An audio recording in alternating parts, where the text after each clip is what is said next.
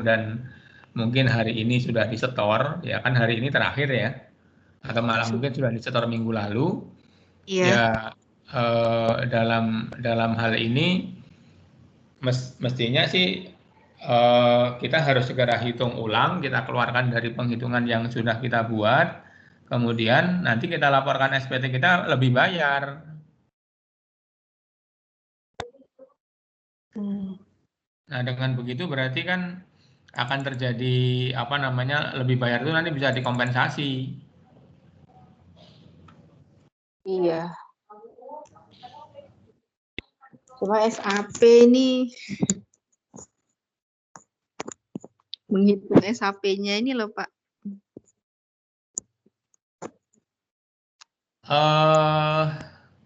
Kalau di mitra, kan saya juga punya pekerja mitra. Kalau mitranya kan saya ngerjainnya kan manual, Excel. Mungkin sih ya lumayan juga Pak, brutonya mitra saya 329 juta. Untuk yang nakes Kemenkes 1,2, iya, SAP Kemenkes saya 1,2 M brutonya. Jadi dua itu saya sudah jumlah 1,5 M. Gede Pak.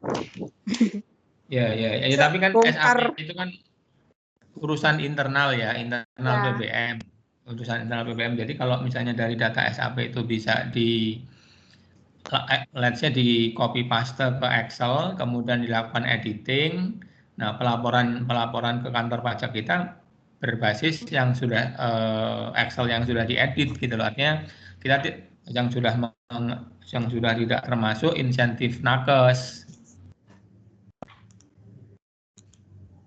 Nah, dengan seperti itu kan logikanya kan berarti kan kewajiban PPh yang harus dipotong kan lebih kecil dari yang sudah disetor. Nah, itu yang tadi saya betulkan karena kebetulan SPT juga belum dilaporkan. Ya nanti pada saat kita lapor kita create jadi lebih bayar.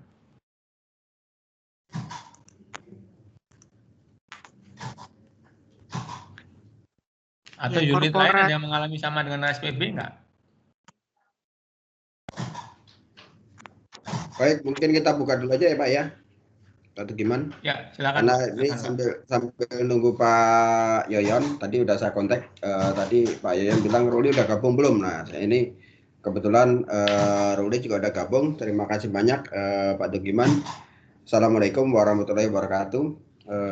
Pak Dugiman dan teman-teman semua, baik dari unit, dari Balikpapan, Pelaju, dan RSPC serta RSPP ya. Nah ini sesuai dengan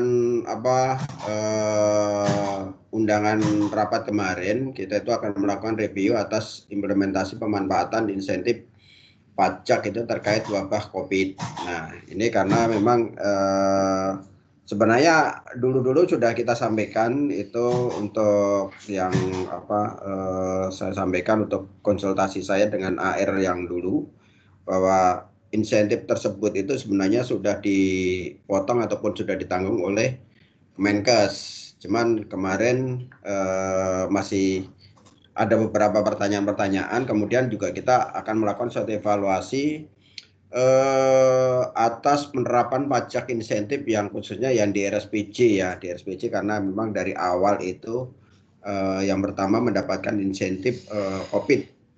Mungkin nanti Pak Tugiman tadi sebenarnya di awal juga sudah menyampaikan panjang lebar masalah kebijakan-kebijakan yang diterbitkan oleh pemerintah terkait dengan adanya wabah ini. Nah mungkin dari teman-teman juga mungkin nanti bisa ini sifatnya diskusi apa yang sudah terjadi, kemudian kita akan mencari solusi kalau misalnya itu tidak pas sesuai dengan aturan yang berlaku. Misalnya yang tadi disampaikan bahwa kayak misalnya di Balikpapan itu kan sudah seharusnya itu tidak masuk dalam MySAP, sehingga pajaknya itu tidak tergulung ataupun tidak menjadi satu, terhitung menjadi satu dengan insentif di kita, tapi ternyata terhitung dengan masuk ke MySAP di dalam suatu gaji sehingga pajaknya semakin tinggi. Nah itu mungkin nanti solusi untuk melakukan koreksinya juga Pak Tugiman yang mesti kita kita cermatin ataupun kita lakukan itu seperti apa kan itu Pak. Mungkin itu aja sementara dari saya Pak Tukiman. Monggo dari teman-teman dan dari Pak Tukiman mohon diberikan suatu pencerahannya Pak. Terima kasih Pak. Baik, terima kasih Pak Sam atas waktunya. Mungkin sebelum bertanya jawab atau diskusi, saya ingin mungkin mengulang atau merefresh kembali bahwa kalau kita bicara terkait dengan insentif pajak yang terkait dengan COVID, saya akan dudukkan berdasarkan regulasi ya, kelompok regulasi yang berlaku ya. Jadi kelompok regulasi yang pertama adalah yang terakhir, kita saya sebut PMK yang terakhir itu adalah PMK 110 ya, PMK 110 tahun 2020 ini merupakan perubahan-perubahan dari PMK 86, kemudian PMK sebelumnya PMK 44, PMK 23. Jadi kalau ini istilahnya fasilitas PPH untuk wajib pajak yang terdampak. Artinya akibat adanya wabah COVID-19 ini, wajib pajak ini mungkin bisnisnya turun, penghasilannya berkurang ya karena ada PSBB dan yang lain-lain. Nah, ini kan mengalami berkali-kali perubahan. Kalau dalam catatan saya itu ada setidaknya yang sampai PMK 110 yang kemudian diberlakukan sampai Desember 2020 itu kan ada 4 PMK dan khusus untuk rumah sakit itu baru masuk KLU-nya, kode KLU rumah sakit itu di periode PMK yang kedua. Ya, jadi PMK pertama rumah sakit nggak masuk, ya kemudian karena banyak masukan-masukan dari masyarakat, di PMK 44 itu rumah sakit baru masuk. Nah, disitulah mulai rumah sakit menerapkan pajak, insentif pajak yang terdampak COVID-19. Nah, ini yang terakhir kita jadikan acuan adalah PMK 110. Nah, di dalamnya ada 5 fasilitas utama ya yang bisa dinikmati oleh wajib pajak yang tercakup di dalamnya. 1, PPh 21 ditanggung pemerintah kepada pegawai yang penghasilan bruto yang disetahunkannya tidak lebih dari 200 juta. Kemudian yang kedua pengurangan PPh 25. Yang ketiga adalah restitusi dipercepat. Kemudian yang keempat itu PPh final ditanggung pemerintah, UKM khususnya PPh final UKM. Kemudian yang kelima itu pembebasan PPh 22 ya, PPh 22. Yang PPh 22 ini khususnya PPh 22 impor ya. Kemudian yang terakhir itu ada yang proyek terkait dengan proyek pemerintah PPh final jasa konstruksi yang terkait dengan proyek irigasi atau apa gitu, yang terakhir tapi mungkin nggak relevan ya. Dalam kaitan dengan BBM tentu kaitan dengan PMK ini adalah ada 2 yang selama ini sudah dijalankan, yaitu 1 PPh DTP, yang kedua adalah PPh 21 ditanggung pemerintah, yang kedua adalah pengurangan angsuran PPh 25. Jadi ini yang sudah diterapkan mungkin sejak bulan Mei barangkali ya, Mei. Kemudian perlu saya ingatkan bahwa ada update yang terakhir itu fasilitas ini berlaku sampai Desember. Kemudian yang kedua, mohon jangan sampai lupa laporan realisasinya sejak periode atau sejak masa pajak Juli 2020 itu adalah per bulan.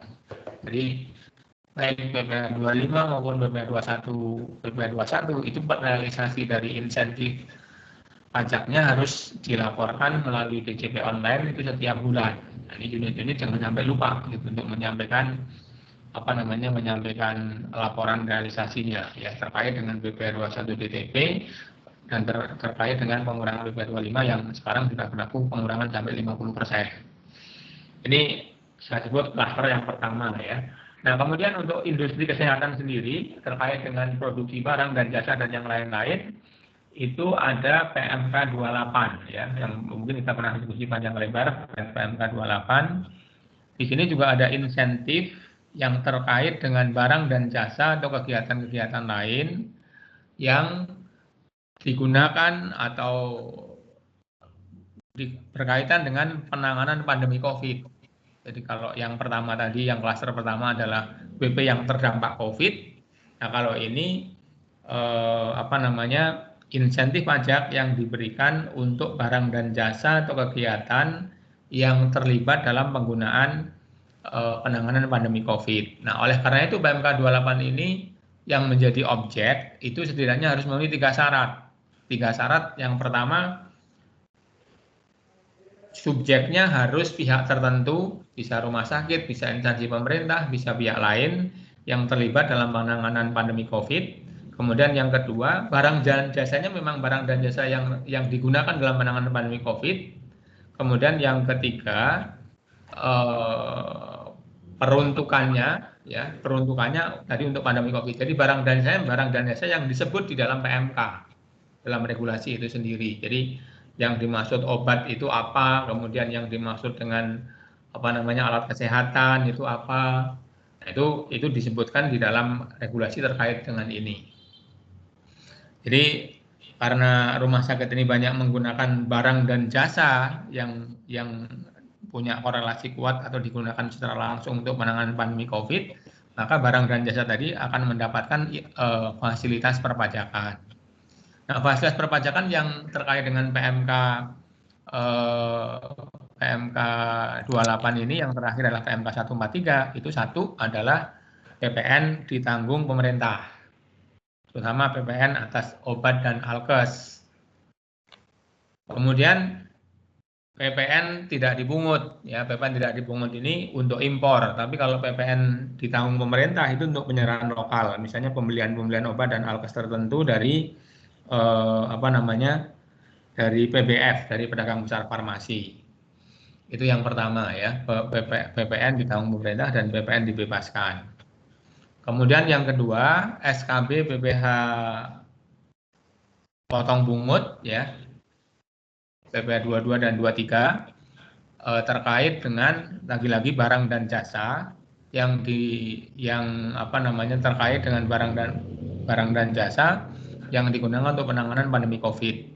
Ya, ini yang menikmati mungkin pihak-pihak seperti PBF ya. PBF itu pedagang besar farmasi, vendornya rumah sakit lah ya dalam hal ini. Tapi mungkin dalam kasus ini karena rumah sakit PBM itu tidak termasuk pemotong atau pemungut PPh 22, ya mungkin ini nggak terlalu relevan. Jadi kalau misalnya rumah sakit pemerintah, badan pemerintah, itu kalau misalnya ada pedagang besar farmasi yang menjual obat, kan karena mereka ditunjuk sebagai pemungut atau pemotong PPh 22, dia harus potong. Nah, dalam konteks ini lewat PMK 28 dan Yunto PMK 143, dia bisa ngurus SKB supaya nggak dipotong pajaknya.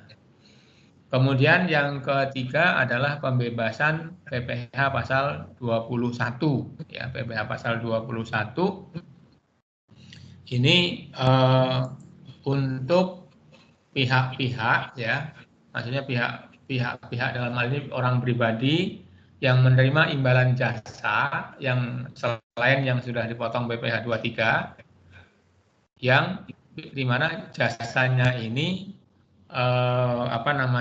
digunakan untuk penanganan pandemi COVID. Ya, lagi-lagi berarti ini adalah kalau dalam kaitan dengan BPM secara keseluruhan berarti pembebasan PPh 21 untuk dokter mitra, dokter yang bukan pegawai, karena yang pegawai sudah di-cover dengan PMK 110 yang terdampak pandemi COVID tadi. Jadi itu yang dicakup dalam PMK 28 Junto PMK 143 ya, yang terakhir. Dan untuk ini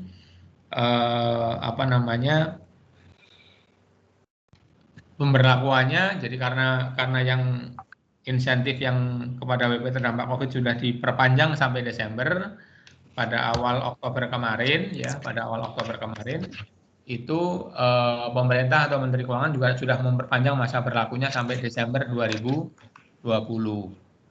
Nah, itu klaster yang kedua. Klaster yang ketiga adalah terkait dengan PP nomor 29 ya, PP nomor 29 tahun 2020. Jadi kalau dilihat perihalnya, ini merupakan fasilitas pajak penghasilan dalam rangka penanganan corona, dalam rangka penanganan COVID-19. Jadi kalau yang dicakup dalam PP nomor 29 ini ada penghasilan yang mungkin relevan dengan rumah sakit ya, sebenarnya yang adalah yang penghasilan. Mungkin kalau boleh saya share PP 29-nya.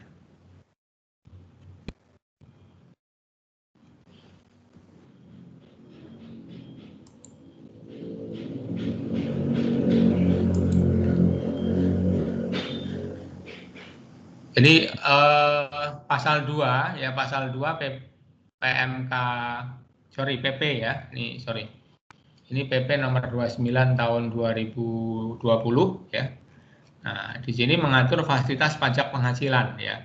Atas apa ya, atas apa? Di sini dicakup ada 5 yang dicakup di sini, yaitu yang diatur dalam pasal 2, yaitu fasilitas pajak penghasilan atas berupa tambahan pengurangan penghasilan neto.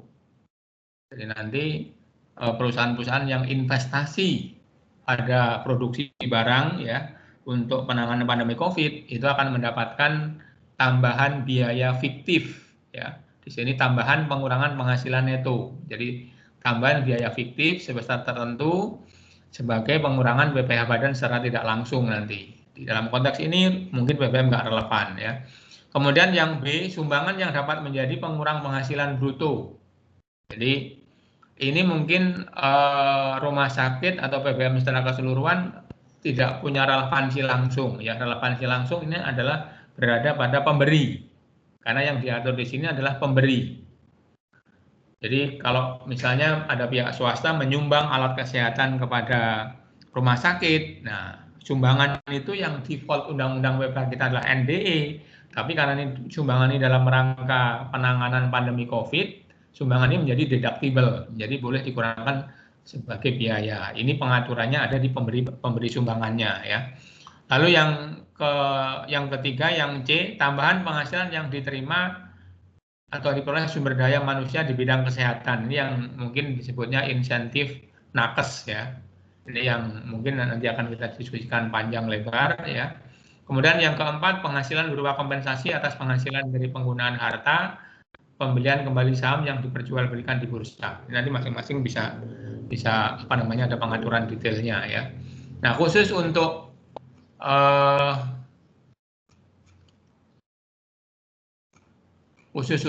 yang nomor 3, jadi tambahan penghasilan yang diterima atau diperoleh sumber daya manusia di bidang kesehatan, insentif nakes lah ya.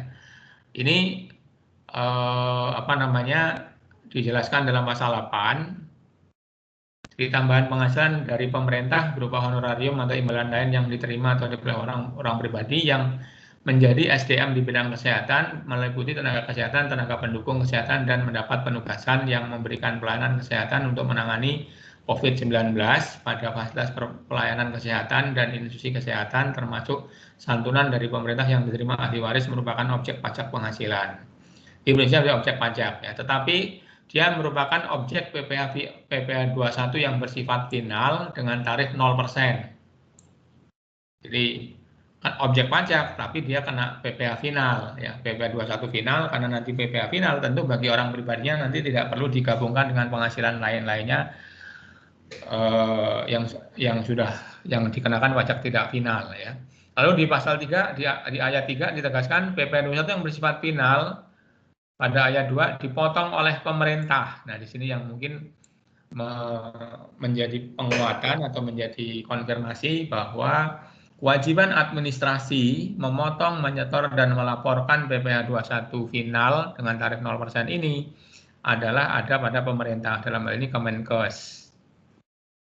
Kemudian ayat 4, ketentuan pemotongan PPh sebagaimana disebut ayat 2 berlaku juga terhadap wajib pajak sebagaimana disebut ayat 1 yang merupakan pejabat negara. Nah, ini yang termasuk, artinya di sini kan termasuk ya, artinya termasuk di sini tidak hanya meliputi PNS, kemudian anggota TNI Polri dan pensiunan, tapi juga termasuk untuk misalnya dokter ya, pegawai rumah sakit misalnya ya, dalam hal ini. Jadi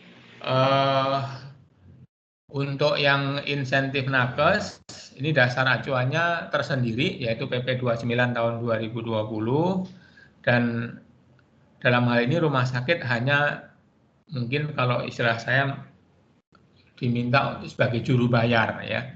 Jadi sebenarnya uang ini dari pemerintah gitu ya. Nah, tapi yang membayarkan karena yang berhubungan dengan apa namanya, berhubungan dengan nakes itu adalah rumah sakit, lebih spesifik adalah maka pembayarannya melalui rumah sakit ya.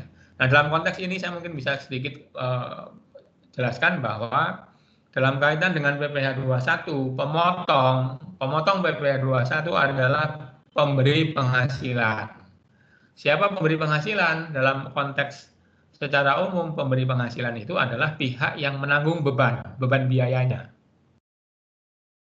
Nah, dalam praktek yang lazim, yang menanggung beban adalah sama juga yang membayar. Jadi kalau misalnya rumah sakit membayarkan gaji kepada pegawai, membayarkan honor IGD dokter, itu kan bebannya ada di rumah sakit, yang bayar rumah sakit, yang motong rumah sakit, itu clear. Itu default ya, default. Nah, dalam konteks insentif nakes ini, yang bayar sama yang menanggung beban itu beda.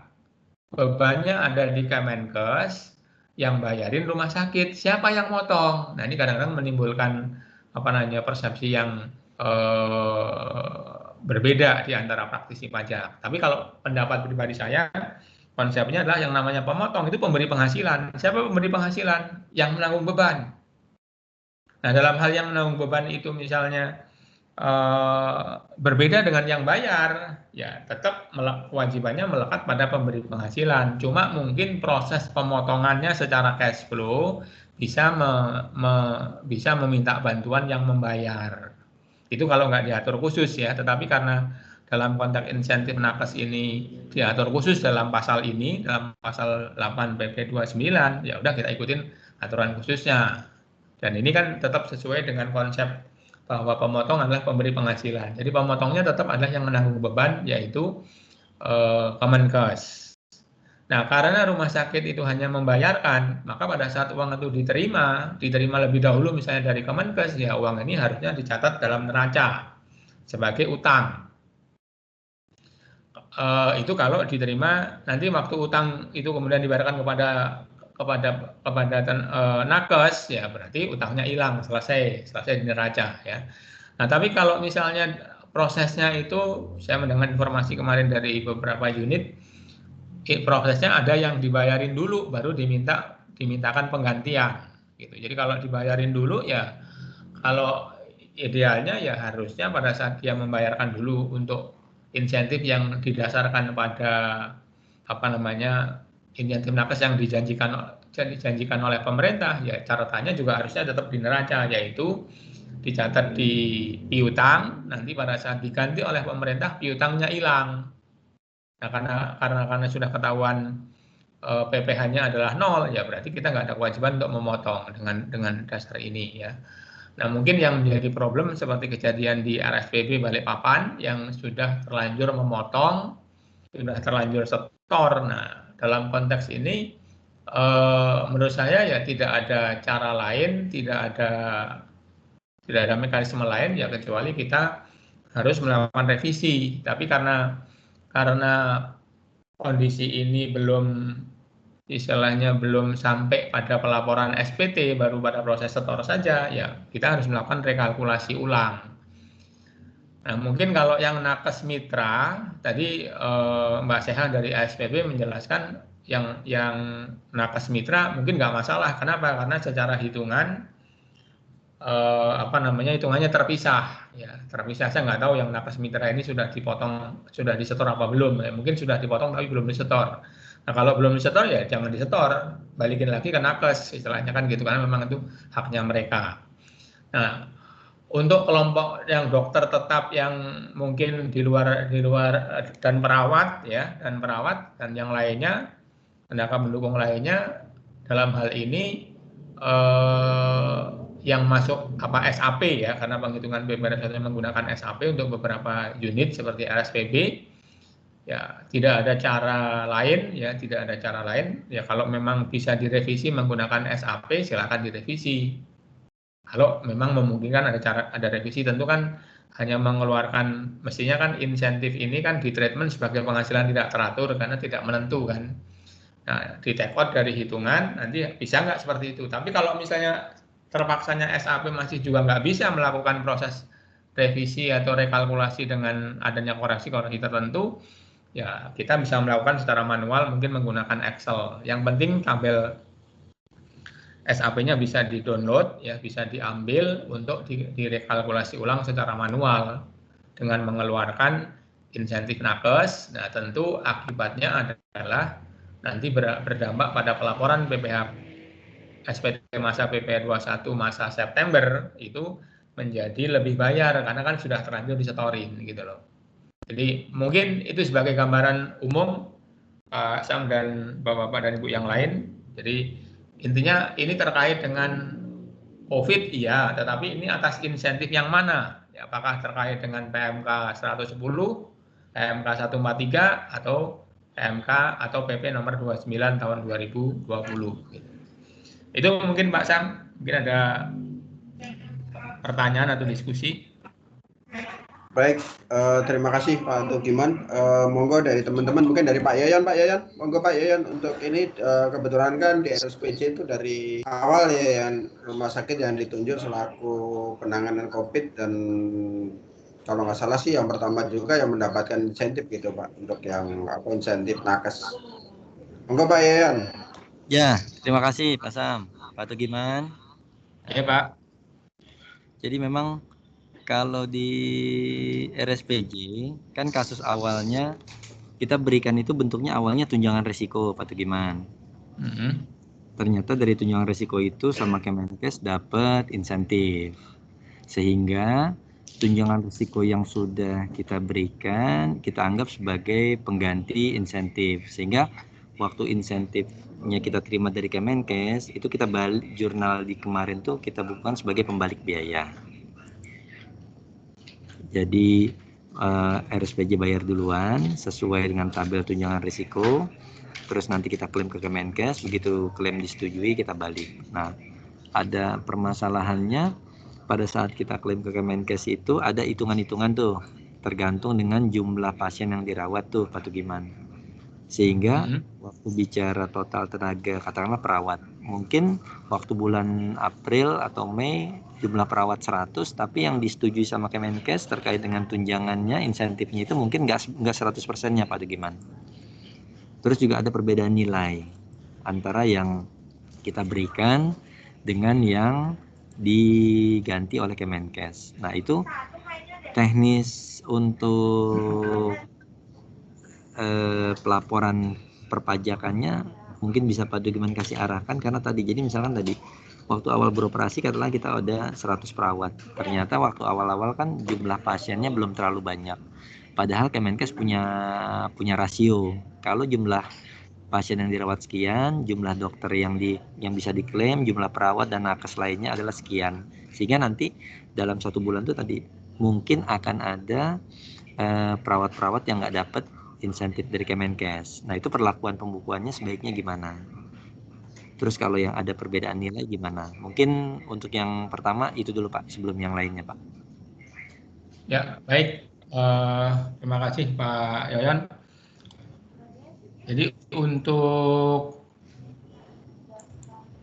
Jadi istilahnya kan berarti dalam proses pemberiannya itu dibayarin dulu sama rumah sakit ya Pak ya? Iya, istilah kita awalnya tunjangan risiko Pak. Dengan nama tunjangan risiko, dan itu maksudnya ke laba rugi ya, ke expense berarti ya? Ya, awalnya. Iya Pak. Ya awalnya kan karena memang RSPJ itu kan awalnya ini Pak, sebelum ada dulu itu sebelum ada ini ya Pak ya dari Kemenkes, Itu dari Pertamedika sudah mengeluarkan SK dulu untuk tunjangan risiko gitu, Pak.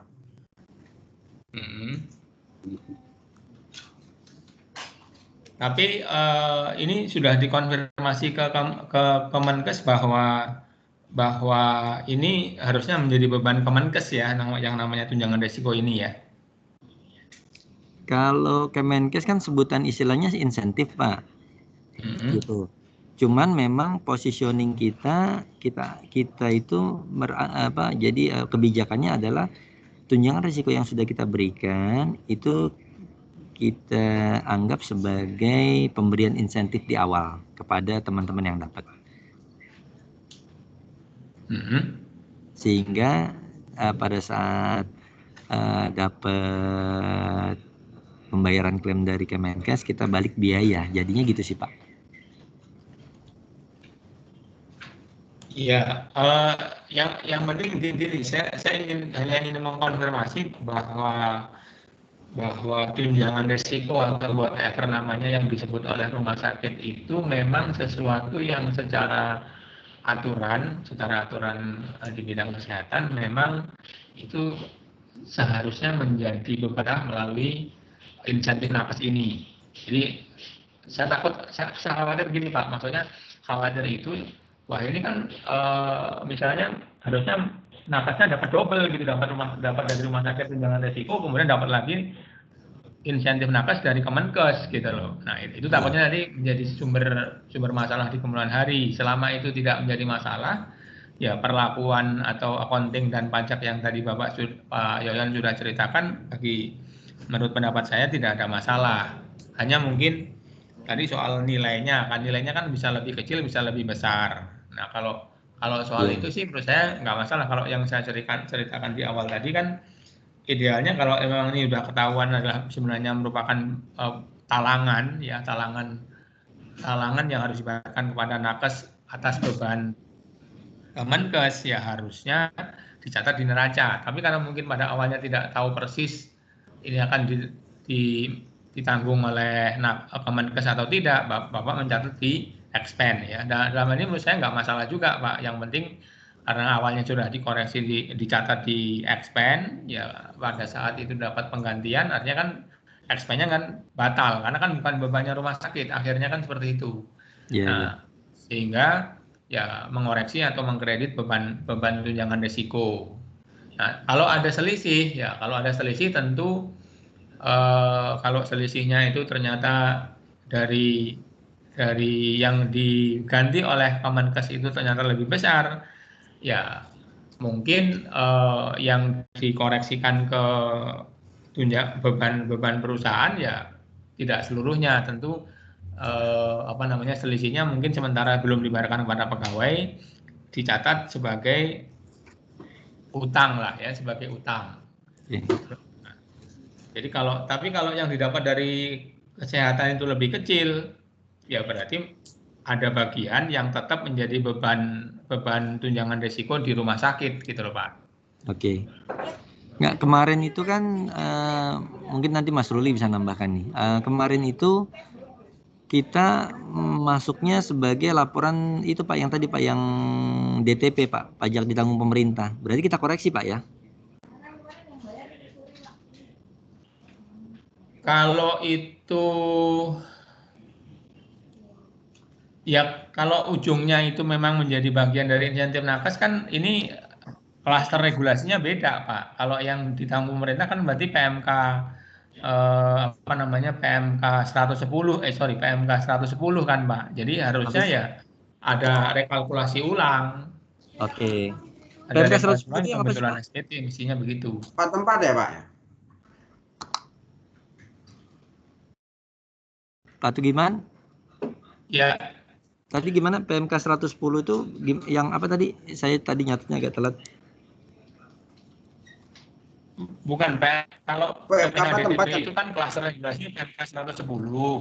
Ya. Itu yang diberikan kepada pegawai yang berpenghasilan tetap dan teratur disetahunkan tidak lebih dari 200 juta setahun kan gitu kan Pak.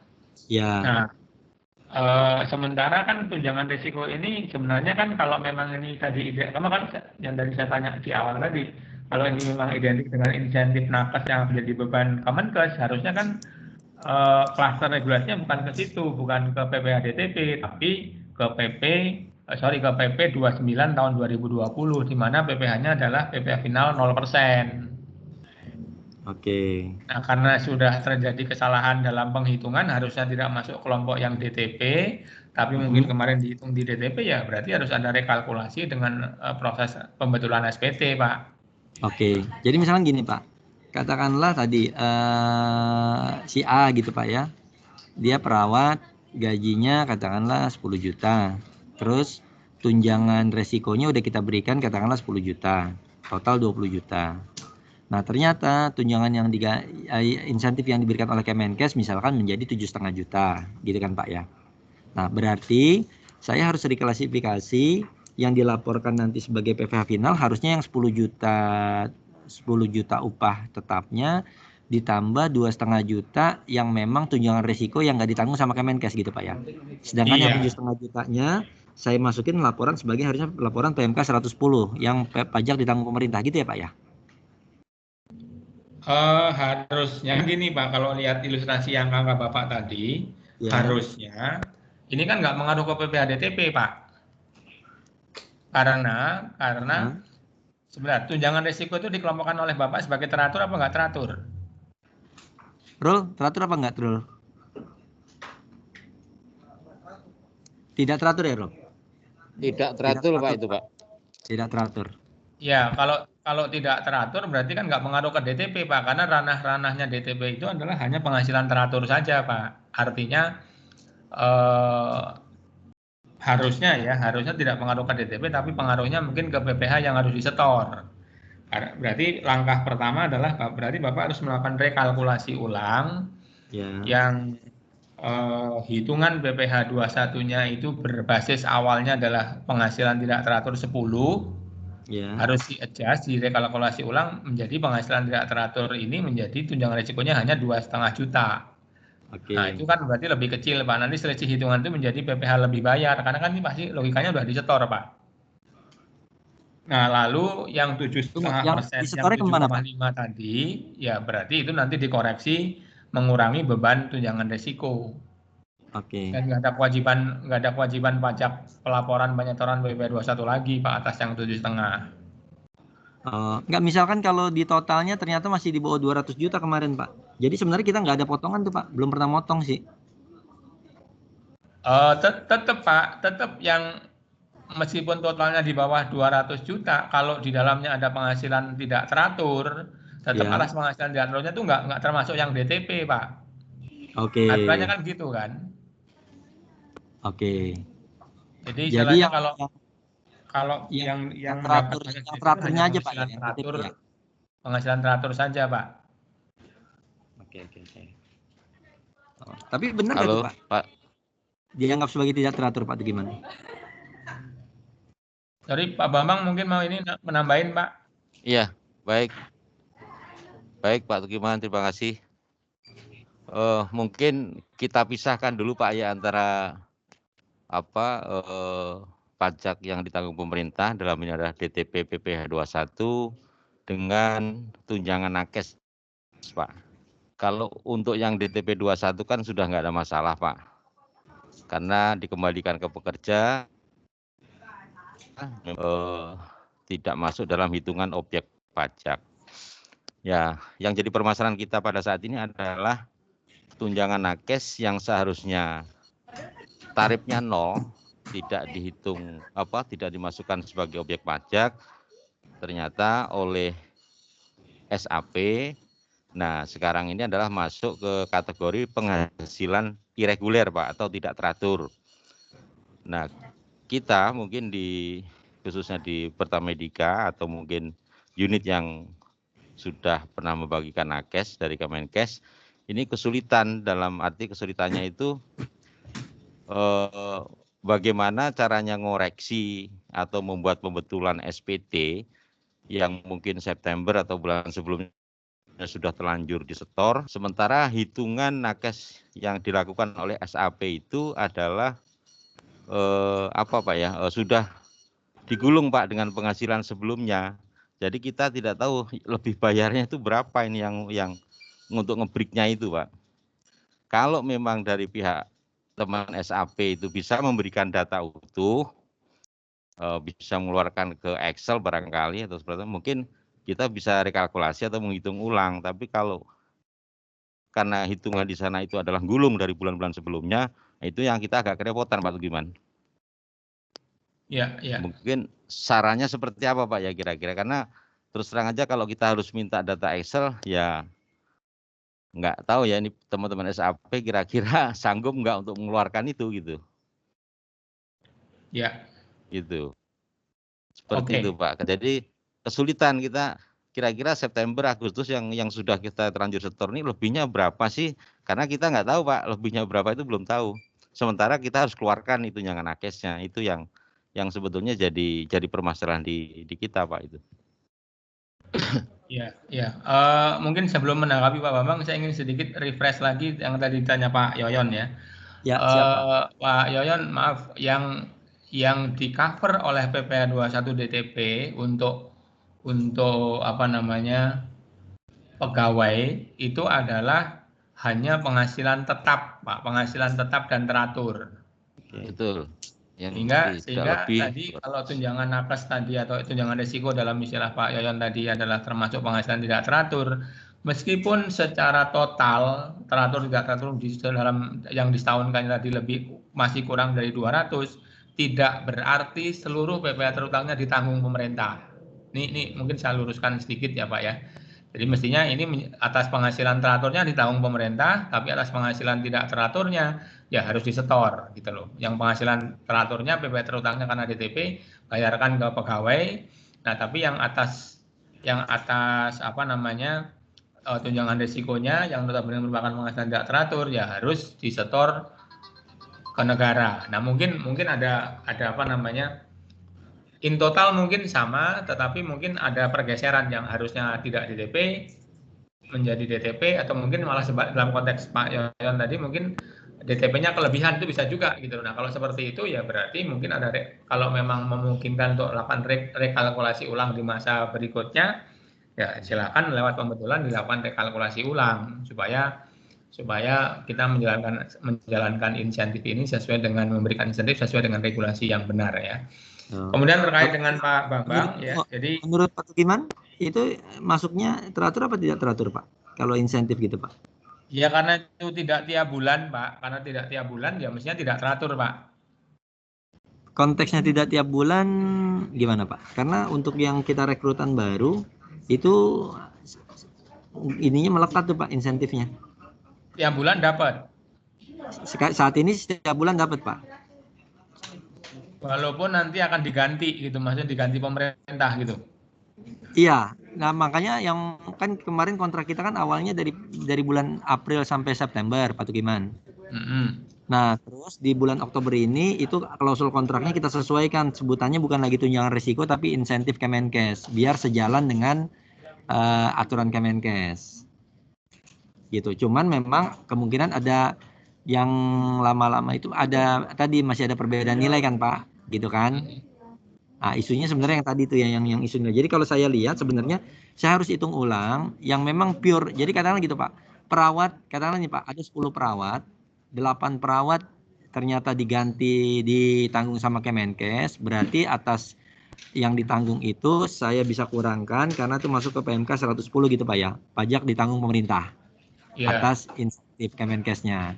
Tapi yang 2 perawat, katakanlah ternyata dia karena memang jumlah pasien kita nggak memenuhi kuota, maka hitungannya proporsional, maka yang 2 itu full menjadi beban rumah sakit Pak, menjadi beban RSPJ. Karena nggak ada pengembalian dari Kemenkes. Nah yang 2 perawat ini harusnya saya masukkan ke PVH final 0% gitu Pak ya? Kebalik Pak. Oh kebalik? Kebalik.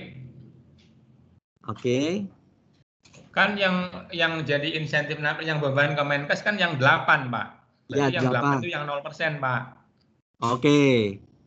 Nah yang 2 itu yang di luar insentif nakes yang di luar beban Kemenkes Ya. itu berarti kembali kepada treatmentnya. Kalau memang itu di treatment sebagai penghasilan teratur, ya selama disetahunkannya kurang dari 200, ya berarti dia termasuk yang DTP.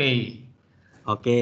Nah, ini kembali masalah treatment, Pak. Kalau treatmentnya sebagai penghasilan teratur, ya masuk hitungan DTP betul. Oke. Tapi kalau misalnya itu di treatment sebagai non irreguler, sebagai tidak teratur, ya nggak boleh masuk hitungan DTP. Itu aja sih, Pak. Ya, ya. Nah, masukan Pak Dugiman gimana, Pak? Karena tadi sebenarnya saat ini yang 6 bulan itu kita bayarkan setiap bulan, Pak.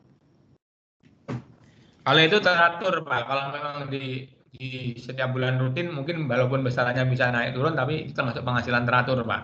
Oke. Jadi sebenarnya nanti Jadi mungkin kita kalau yang dia baru masuk di tahun 2020 kan mungkin disetahunkannya belum tentu dikali 12 kan, Pak. Nah, itu kalau memang di bawah 200 ya berarti nanti hasil hitungan runutnya menjadi DTP, Pak. Ya. Jadi misalkan tadi mulainya April, berarti kan April sampai Desember kemungkinan 9 bulan. Jadi walaupun pengalinya 9 bulan, tetap nanti totalnya dibandingkannya dengan yang 200 juta gitu, Pak ya? Iya. Oke. Kalau di bawah 200 berarti atau maksimal 200 berarti DTP PPh-nya. Oke. Jadi 200 itu nggak harus dari sebulan dikali 12, Pak ya, tapi bisa aja yang kasus saya sebulan kali 9 karena kontraknya dari April sampai Desember gitu, Pak ya. Iya, karena di setahun kan tuh bisa dikali 12, bisa dikali N gitu tergantung kondisinya kan. Oke. Oke, jadi kemungkinan tadi itu. Tapi memang kalau saya lihat sih kalau dikalikan 9, kemungkinan saya bisa rubah strategi menjadi teratur aja kali itu, Pak, biar bisa ditanggung pemerintah, Pak ya. Karena Bapak bilang juga kan tadi karena itu setiap bulan gitu kan, Pak ya. Dapatnya. Ya, bisa, Pak, artinya bisa diterima secara regulasi karena memang diberikannya setiap bulan gitu. Oke, karena memang diterimanya setiap bulan. Tinggal gimana kita tadi menghitung kembali gitu, Pak, gimana ya? Iya, cuman kan Bapak harus tahu kan ini bakal ditanggung pemerintah enggak? Masalahnya kan di situ yang dari awal mungkin belum ketahuan. Ditanggung pemerintah apanya, Pak? Bukan, maksudnya termasuk insentif nakes atau bukan gitu loh. Insentif nakes kan tadi kan saya sekarang udah ada data nih, Pak. Udah ada data yang rutin, artinya yang rutin bakal diganti, bakal masuk kategori insentif nakes itu. Jadi gini, Pak, kan polanya itu insentif itu klaimnya itu kan setelah closing, Pak. Jadi mungkin nanti saya baru tahu di insentif September, nanti baru saya tahu berapa yang diklaim ke Kemenkes dan disetujuinya itu di Oktober, Pak. Kemungkinan.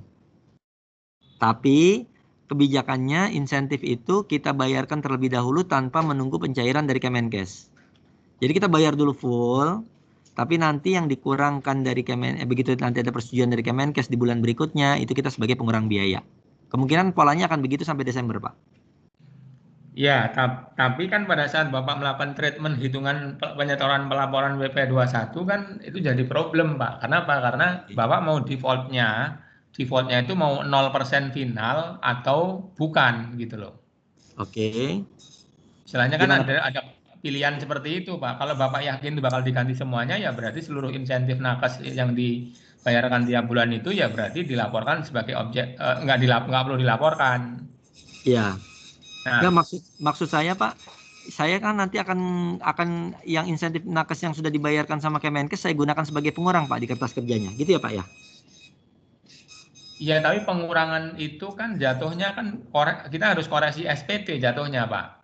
Oke. Jadi istilahnya gini, ada dua pilihan yang Bapak bisa tempuh secara prosedural ya. Jadi waktu Bapak bayar, kalau saran saya sih mungkin kita nggak usah potong, kita anggap itu semua bakal diganti gitu, Pak. Oke.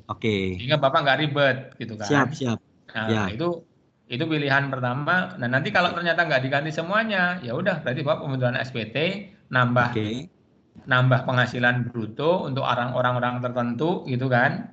Nah, kalau itu kemudian hitungannya sebagai sebagai penghasilan teratur dan DTP, ya berarti kan Bapak nggak perlu setor juga ke pajak, tetapi hanya mungkin melaporkan jumlah PPh DTP-nya naik dari hitungan yang semula. Oke, dari 10 menjadi 12 ya. Jadi defaultnya Bapak anggap itu bakal diganti semua. Oke. Nah, pilihan kedua mungkin ini lebih ribet, yang saya nggak rekomen. Yang pilihan kedua itu apa? Defaultnya Bapak dianggap nggak diganti semua sehingga Bapak masukin PPh DTP gitu loh, Pak. Oke. Nah, tapi kan nanti begitu ketahuan diganti, berarti kan Bapak lebih ribet cara ngitungnya, karena kan berarti harus secara koreksi juga hitungannya mungkin akan jatuhnya lebih besar, koreksinya lumayan jadi lebih besar. Ya, Maka ya, ya. dari kedua pilihan itu saran saya ya udah, karena Bapak ini memang tujuan tunjangan nakes ini adalah untuk sesuatu yang bakal diganti, ya udah kita defaultnya adalah default kalau misalnya ini bakal diganti seluruhnya. Oke, oke, oke, oke. Siap, Pak. Jadi memang kayaknya alternatif 1 deh sesuai rekomendasi Bapak.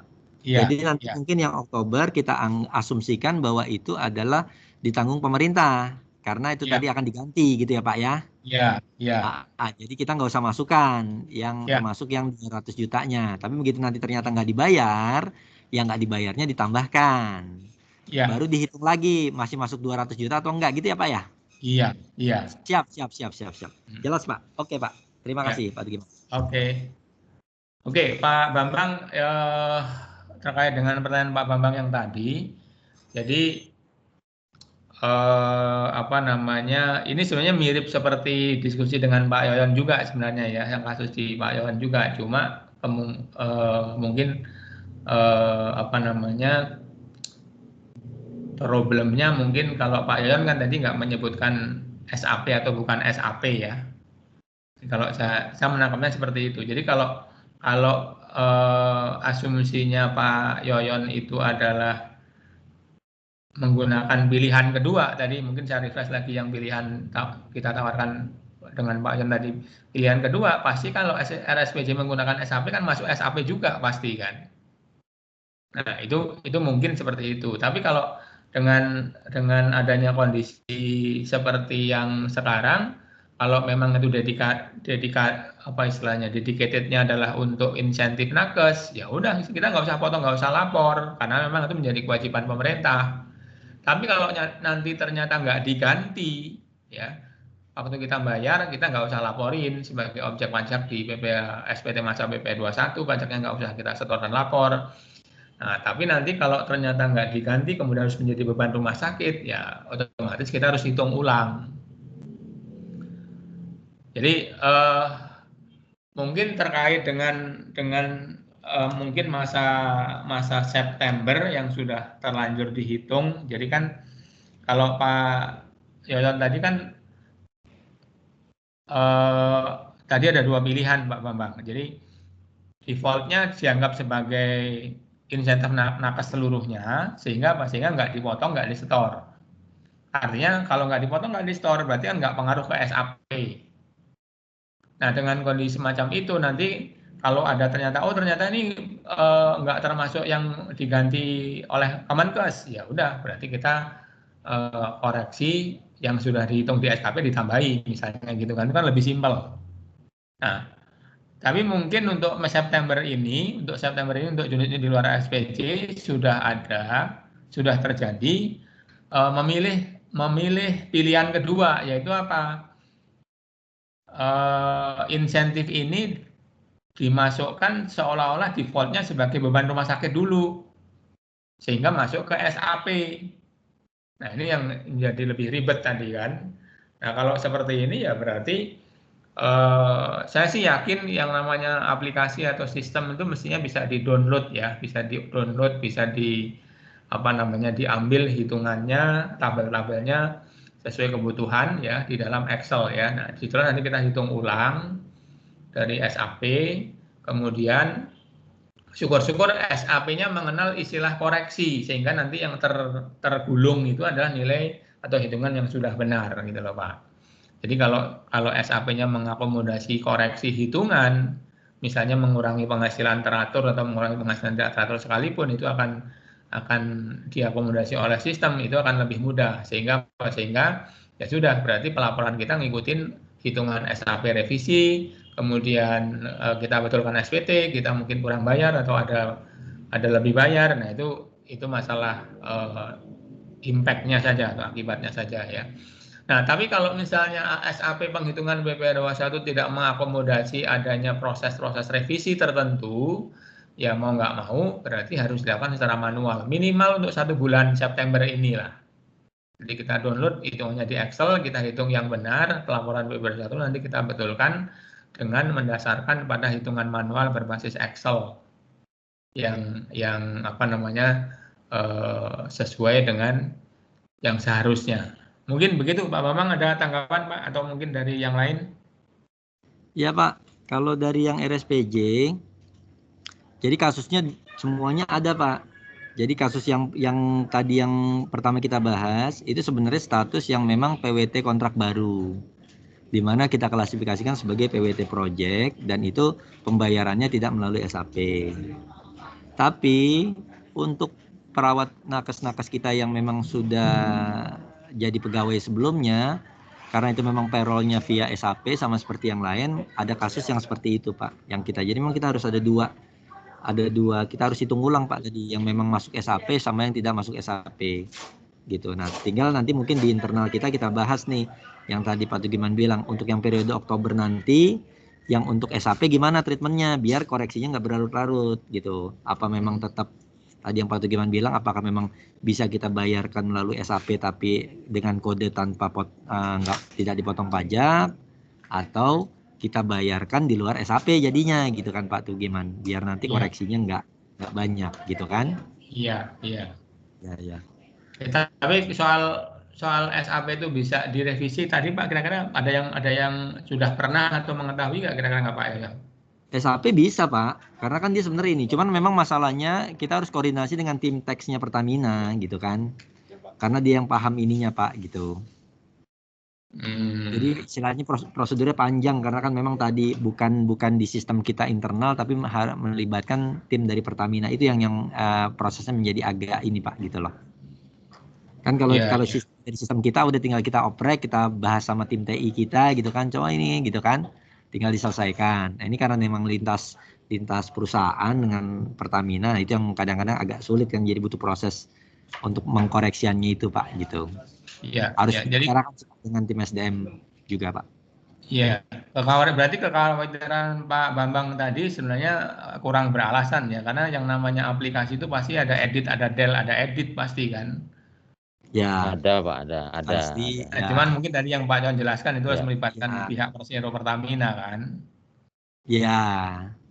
Iya. Ya mungkin begitu Pak Bambang. Iya, baik. Ini kan pengalaman beberapa kali yang saya sudah pernah minta hitungan detail untuk sampling Pak. Contohnya nggak termasuk hitungan akhir tahun segala macam, kok bisa dapat. Nah, itu dibuatkan secara manual oleh teman-teman SAP dengan hitungan pakai Excel Pak gitu. Jadi kalau download langsung dari SAP-nya, mereka agak bingung memang jawabnya waktu itu ya Pak. Nggak tahu kalau untuk kondisi sekarang nih yang baru ini. Nah, untuk saat ini kan intinya bagaimana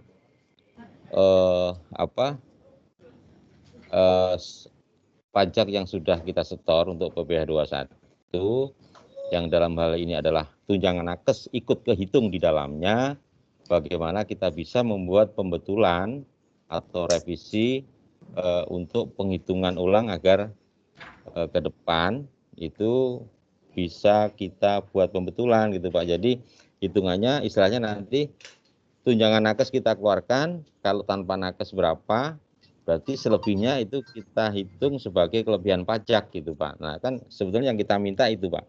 Jadi kalau hitungan tanpa tunjangan nakes masuk, kira-kira berapa nih pajak yang harus kita setor. Nah nanti berarti kelebihannya itu berarti kita anggap adalah sebagai kelebihan pajak yang bisa kita kompensasikan bulan berikutnya. Itu. Ya, sepakat Pak, gitu. Sepakat. Cuman mungkin itu yang ya kalaupun misalnya apa namanya kalau saya lihat cerita Pak Bambang barusan ini, saya ngelihatnya untuk sementara kalau kita mau jalan pintas pun masih dimungkinkan. Maksud saya selama kita tahu komponen penghasilan bruto yang diinput kemarin dalam SAP itu apa saja, kemudian seharusnya menjadi seperti apa dengan mengeluarkan insentif nakes tadi, harusnya kan kita bisa ngitung manual, Pak. Walaupun mungkin agak take time ya. Iya. Kecuali kalau dalam SAP itu bisa misalnya ditarik data atau tabel penghitungan, sehingga nanti tabel penghitungan yang sudah format dari SAP itu tinggal diedit, itu kan akan memakan waktu lebih cepat gitu loh, karena mungkin data inputnya cuma dikurangi insentif nakes istilahnya, kan nanti kan ngitung sendiri misalnya gitu loh Pak, itu akan lebih cepat. Tapi kalaupun misalnya tidak bisa dilakukan by sistem, ya mungkin selama kita mengetahui data-data input SAP dan yang seharusnya seperti apa, ya kita bisa hitung, walaupun mungkin agak jadi makan waktu gitu. Ya, mungkin ini tinggal nunggu arahan dari Pak Samsuri, nanti harus koordinasi dengan HCGA seperti apa Pak, mungkin baiknya. Apakah kita harus membuat pembetulan secara manual, kita keluarkan tunjangan nakesnya. Nah, hitungan pajak untuk September yang sudah kita setor itu berapa, berarti kelebihannya itu kita anggap sebagai kelebihan pajak yang bisa dikompensasikan untuk bulan berikutnya gitu. Tapi kalau memang teman SAP bisa bantu, katakanlah nanti dari HCGA atau keuangan bersurat ke MySAP bisa membantu, ya alangkah baiknya. Kita terima kasih, nggak ngitung satu-satu gitu Pak. Iya. Gitu. Dari SPB, Mbak Syaham ada tanggapan? Pak Giman. Ya Pak. Pak, mau tanya dulu Pak, kan kita kontrak, ada beberapa proyek kontrak dengan perawat-perawat baru tuh. Kemarin kita periode April sampai September. Terus diperpanjang menjadi Oktober sampai Desember nih Pak, gitu ya. Nah itu kita bisa anggap sebagai pegawai tetap ya Pak ya. Jadi nanti bukti potongnya SPT 1721 gitu Pak ya. Bisa Pak, bisa. Selama dalam rekrutmen, anggaplah selama 9 bulan ya kurang lebih itu, ya. Ada gaji pokok. Ya. Kalau yang 6 bulan terus dia putus nggak jadi nyambung Pak, dia nggak mau ikut lanjutannya, dia cuma dari April sampai September, tetap bisa kan Pak ya, selama dia ada gaji pokok? Pak, tetap bisa. Oke. Tetap bisa. Oke Pak, itu ada kok Pak, ya. Dipilah berapa gaji pokok, berapa insentifnya Pak? Ya, berarti bisa Pak. Oke. Kalau nggak ada, saya dulu lagi nih Pak. Ya, sambil nunggu yang lain, nanti yang lain bisa langsung Pak. Sambil nunggu silakan Pak. Ya, berarti konsepnya kalau untuk dokter sama juga atau gimana Pak? Kalau dokter kan intinya kan harus dibagi menjadi 2 dulu Pak, dokter tetap sama dokter mitra kan. Ya. Nah, kalau dokter mitra, dokter mitra untuk nakesnya kan sama dengan perawat tadi Pak. Ya. Nah, tapi untuk yang lainnya kan, untuk yang bukan bagian dari insentif nakes, kan kita bisa pakai PMK 143 Pak, PMK 28, yaitu kita tidak dipotong PP 21 selama ini lagi-lagi kegiatannya memang untuk dokter yang ditunjuk nangani pasien COVID kan gitu, tadi arahannya begitu kan Pak. Oke. Nah ini Pak. Jadi kalau yang dokter sekarang itu yang mitra kan rata-rata kita banding tuh Pak insentifnya. Jadi ada upah, lalu ada tunjangan risiko yang sebenarnya tadi insentif nakes. Lalu nanti ada tambahan tunjangan insentif lagi yang dikaitkan dengan jumlah bor isian tempat tidur. Jadi sebenarnya komponen upah di dokter kita mitra saat ini ada 3. Ada upah tetapnya, ya dokter mitra itu dia dapat upah berapa. Terus insentif nakes yang Kemenkes tadi yang kita sebut sebagai tunjangan risiko, sama satu lagi insentif bor Pak. Gitu. Jadi insentif bor itu jika bor sekian dia dapat sekian persen dari total yang kita sepakati. Misalkan tadi insentif bor maksimalnya katakanlah 10 juta. Nah, itu 10 juta dia akan dapat jika bornya 80 sampai 100%. Tapi jika bornya 60 sampai 80 dia dapat 80%-nya, jadi dapat 8 juta. Jika bornya di bawah 60% dia dapat 50%-nya. Jadi ada yang begitu Pak. Itu kira-kira mungkin mohon inian Pak Tugiman biar kita nggak salah nanti. Ya, balik lagi konsepnya adalah ini dokter mitra. Ya, mitra. Atau dokter tetap. Itu dulu mitra. Pak. Kalau intinya kan, kalau yang namanya dokter mitra itu kan dia menerima kompensasi berbasis pasien. Nah, Ini karena COVID kan jadi bundling gitu Pak tadi Pak, makanya Pak. Pasien bisa nggak BOR dianggap sebagai pasien? Bisa, tetapi bisa. yang upah tetapnya itu yang nggak bisa kayaknya Pak. Karena upah Kenapa? tetap berarti kan saya mengidentifikasinya berarti mirip seperti gaji dong kalau upah tetapnya tadi. Ya, dia ada upah tetap bulanan. Komponennya ada 3 itu sih Pak. Ada upah tetap, dan upah tetap itu nanti akan dipotong upah tetap dan tunjangan risiko atau insentif nakes akan dipotong proporsional jika dia tidak hadir Pak. Jadi misalkan sepakat dia hadir seminggu 3 kali. Jadi dalam 1 bulan jumlah kehadiran totalnya targetnya sekian. Nah ternyata ada 1-2 hari dia tidak masuk, itu menjadi pemotong proporsional dari upah tetap dan tunjangan risikonya. Kalau terkait dengan insentif yang dikaitkan dengan BOR, itu dikaitkan dengan jumlah BOR-nya Pak. Kurang lebih gitu Pak. Ya, tapi dengan skema seperti itu berarti kan sebenarnya tidak layak disebut sebagai dokter mitra sebenarnya kan. Oke. Karena tidak murni berbasis pasien gitu loh Pak, ininya kompensasinya. Oke. Beda dengan yang kalau dalam kasur normal, mestinya beban dalam konteks yang di treatment sebagai dokter mitra itu kan dokter yang menerima IJD kan, hanya menerima IJD, kasarnya gitu kan istilahnya Pak. Kalau ini kan dokter-dokter yang dalam konteks ini berarti kan dia tidak menerima IJD, karena apa? Karena hitung-hitungannya tidak berbasis dari pasien, tapi lebih berbasis pada keuangan rumah sakit. Nah, oleh karena itu, kalau memang di sini dalam konteks kesepakatannya ada upah tetapnya yang kita bisa persamakan dengan gaji pokok, ya berarti ini sebenarnya bukan dokter mitra, tapi lebih dokter tetap, gitu loh Pak. Artinya kalau tadi Bapak katakan, apakah treatment yang tadi untuk perawat bisa sama dengan untuk dokter yang seperti ini? Ya, saya melihatnya jadinya bisa gitu loh Pak. Kenapa? Karena dia menerima upah itu bukan berbasis profesi dia menangani pasien gitu loh Pak. Oke. Saat ini kita anggapnya sebagai dokter, tapi karena ini tadi yang masuk ada klausul yang PPh ditanggung pemerintah ya Rul ya. Jadi dimasukin seolah-olah ke itu Pak, dimasukkan ke laporan sebagai DTP gitu ya. Ya artinya kan pegawai Pak. Hah? Artinya kalau dimasukkan kelompok DTP, bagian dari yang dihitung DTP kan berarti kan dia pegawai Pak.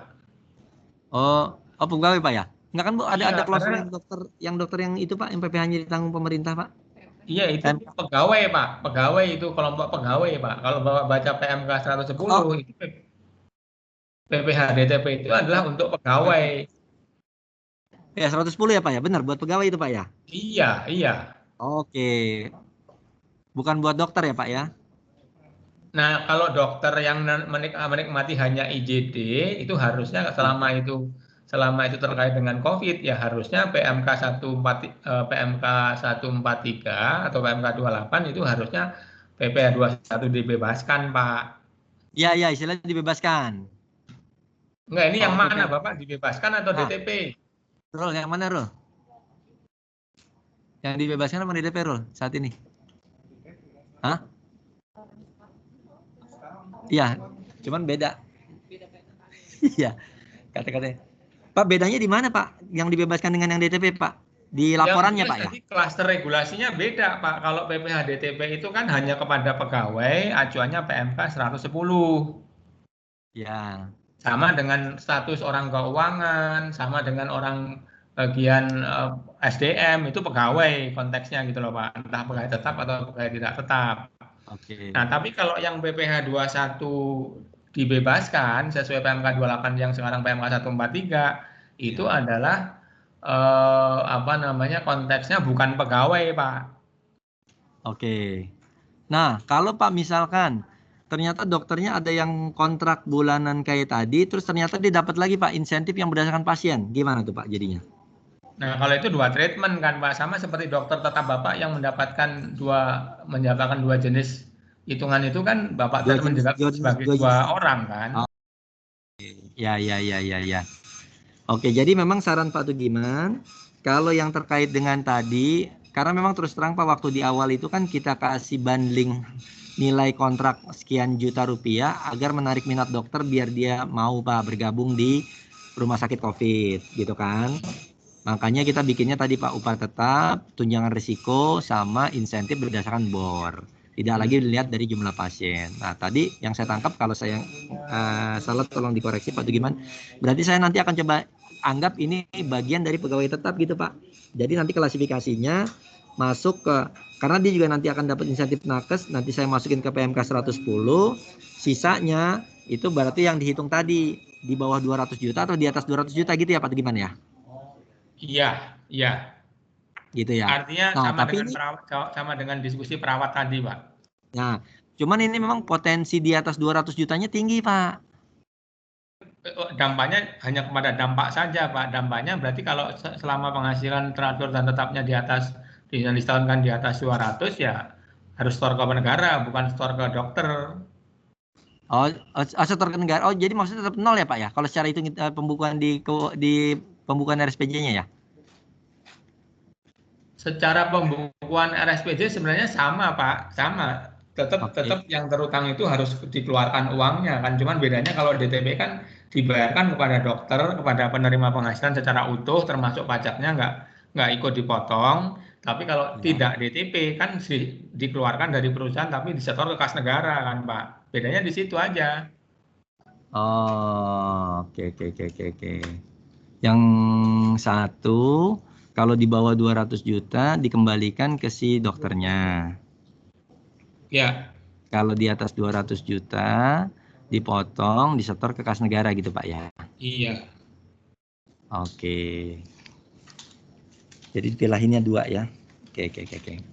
Oke Pak, nanti coba di review dulu deh Pak dari kita. Harus lihat ininya gitu. Terus sama satu lagi nih Pak Tugiman. Mengenai terkait dengan PPN gitu ya. Selama ini kan kita minta ke vendor tuh Pak untuk ganti yang faktur pajaknya 070.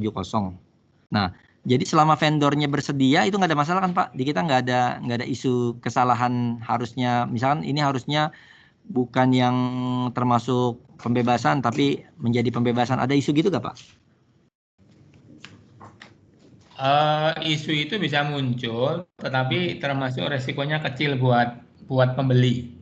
Oke, kecil buat pembeli. Jadi maksud saya saat ini kan kita selalu argumen tuh Pak ke rekanan kita.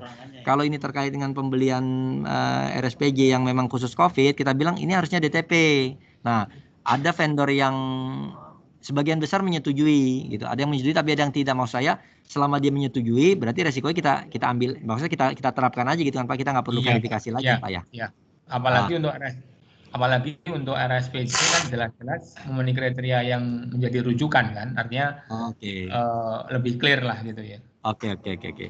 Mungkin gini sih kalau saya Pak, nanti kita akan coba hitung ulang Pak Tugiman gitu ya. Yang terkait dengan tadi kan isunya banyak di perawat, tenaga kesehatan lainnya sama dokter. Nanti mungkin kertas kerja hitungan kami mungkin akan kami minta waktu konsultasi ke Pak Tugiman kali. Takut ini kan baru sebatas resum yang kita tangkap nih Pak. Nanti kita coba olah gitu Pak ya. Terus nanti kita konfirm ulang lagi ke Pak Tugiman, maksudnya Pak ini benar gak gitu? Takut kami ada salah tangkap gitu Pak Tugiman. Boleh Pak. Oke. Iya. Kayaknya kalau dari RSPJ mungkin itu sih kasus-kasus. Ya. Oke, Pak Yayan, mungkin yang lain? Ya, mungkin unit lain, Pak. Ya, mungkin dari pelaju, dari ini, Prabu Muleh. Ada isu dari Prabu Muleh? Pelaju. Oh, Pak Sam. Ya, silakan Pak Arifin. Sudah. Sementara kita ngikut dulu Pak Sam. Oke, baik, makasih. Teddy dari ini Pelaju.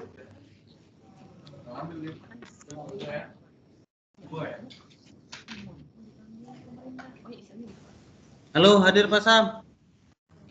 Ada yang perlu disampaikan? Saat ini kita masih ini Pak, masih sama dengan yang disampaikan tadi Pak Tugiman, belum ada Ya, jangan sampai lah Pak ada masalah gitu. Oke, baik. Balikpapan, CH? Iya, Pak. Mau tanya Pak Tugiman. Itu kan tunjang insentif COVID itu kan irreguler.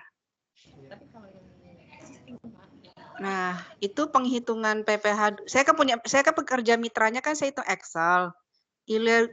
Maksudnya irreguler itu tetap dikali 12 apa tidak ya, Pak? Gini, Iya.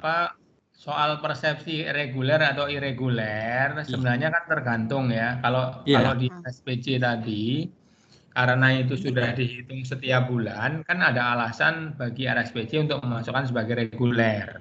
Itu satu. Tapi kalau di Balikpapan ternyata treatmentnya berbeda, bahwa penghasilan insentif nakes ini tidak dibayarkan bulanan, tapi mungkin dihitung di bulan-bulan tertentu saja, ya berarti kan bisa masuknya irreguler. Nah, kalau masuk irreguler, itu tidak termasuk nilai yang disetahunkan. Iya. Oh ya, memang sih pembagiannya tidak tiap bulan. Ya, bukan pembayaran. Gimana? Pembayarannya itu tiap bulan, Pak. Soalnya di SAP itu kan, Pak, makanya di SAP itu kan masuknya irreguler, Pak. Saya kan dapat detail. Reguler income itu yang memang upah tetap, sedangkan kolom irreguler itu di luar daripada upah tetap.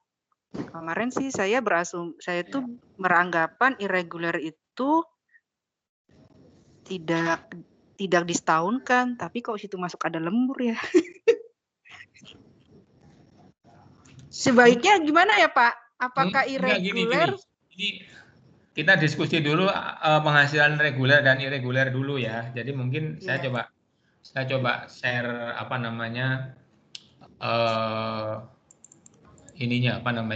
regulasinya ya. Jadi kalau di dalam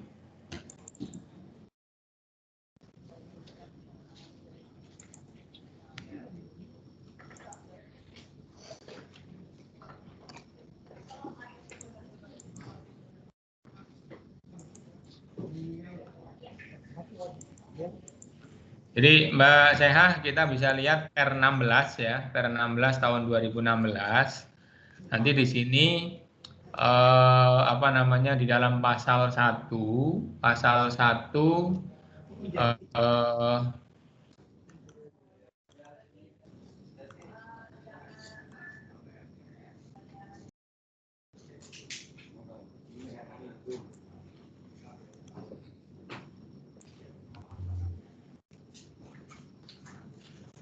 Mbak, saya bisa lihat tampilan layar saya? Bisa, Pak. Ya, itu angka 15 dan 16, Mbak Seha. Jadi penghasilan pegawai tetap yang bersifat teratur adalah penghasilan bagi pegawai tetap berupa gaji, upah, segala macam tunjangan, imbalan dengan nama apapun yang diberikan secara periodik berdasarkan ketentuan oleh pemberi kerja termasuk uang lembur. Nah, lalu penghasilan pegawai tetap yang bersifat tidak teratur adalah penghasilan bagi pegawai tetap selain penghasilan yang bersifat teratur yang diterima sekali dalam 1 tahun atau periode lainnya, antara lain berupa bonus, tunjangan hari raya, jasa produksi, tantiem, gratifikasi, imbalan jenis yang dengan nama apapun gitu loh. Jadi memang di sini kalau misalnya kita bicara tunjangan nakes yang diberikan oleh rumah sakit, ya mungkin kayak IJP lah barangkali ya, mungkin diskusinya dari kayak semacam imbalan jasa pekerja atau pegawai gitu kan, kalau yang pasangannya dengan IJT gitu loh. Nah itu kan apakah teratur atau enggak gitu kan, padahal pemberiannya mungkin tidak tiap bulan, mungkin 3 bulan sekali gitu loh. Dalam konteks ini memang berkaitan dengan angka 15 dan 16 ini orang kadang-kadang bisa beda pendapat. Tapi yang pasti kalau tunjangan itu meskipun nilainya bisa berubah-ubah, asal diberikan setiap bulan itu teratur. Nah, persoalannya adalah bagaimana kalau diberikannya misalnya tidak tiap bulan tapi mungkin 3 bulan sekali gitu loh. Ini yang jadi problem. Mungkin ada sebagian yang mengatakan, oh yang tidak teratur kan cuma setahun sekali di sini. Walaupun di situ di situ ada kata-kata yang diterima sekali dalam 1 tahun atau periode lainnya. Nah, ini ada periode lainnya gitu loh. Nah, ini juga menjadi persoalan juga gitu. Kalau periode lainnya 2 bulan sekali, gimana, teratur atau enggak gitu. Dan sebenarnya pengelompokan teratur tidak teratur ini relevansinya atau dampaknya hanya terhadap penghitungan masa atau penghitungan bulanan. Nanti pada saat Desember dihitung ulang, itu sebenarnya nggak ada pengaruh. Kalau pada saat awal dikelompokkan sebagai teratur maupun dikelompokkan sebagai tidak teratur, nanti pada saat hitungan terakhirnya jatuhnya sama gitu, menghasilkan hitungan yang sama gitu. Jadi pertanyaan saya ke Mbak Ceha, insentif nakes ini yang semula ada di dalam itu setiap bulan nggak Mas Ceha? Yang dibagi sama rumah sakit ya bulan, Pak. Tiap bulan. Nah, yang dibagi ya, yang nakes ya, insentif yang dari rumah sakit, Pak ya?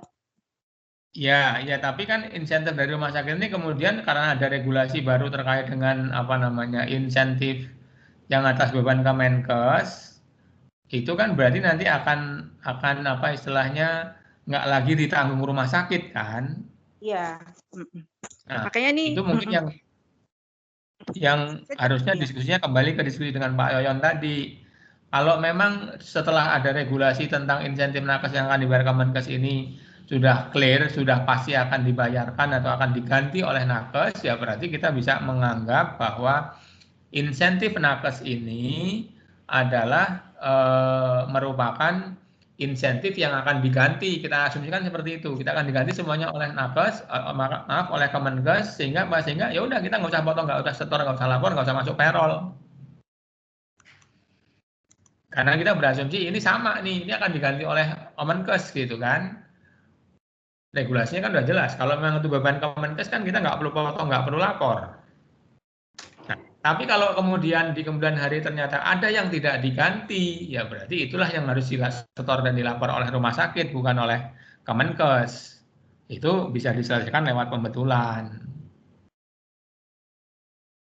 Nah, atas yang sudah terlanjur dipotong dan disetor, tadi kan kita sudah diskusi juga panjang lebar. Ya udah kita revisi hitungan di SAP-nya kalau memungkinkan. Kalau mau jalan pintas ya sudah ditarik ke Excel. Yang insentif nakesnya yang sudah ketahuan memang diganti oleh pihak Kemenkes, di-take-out dari hitungan, hitungannya berubah menjadi berapa, itulah yang kita laporkan dalam pembetulan SPT.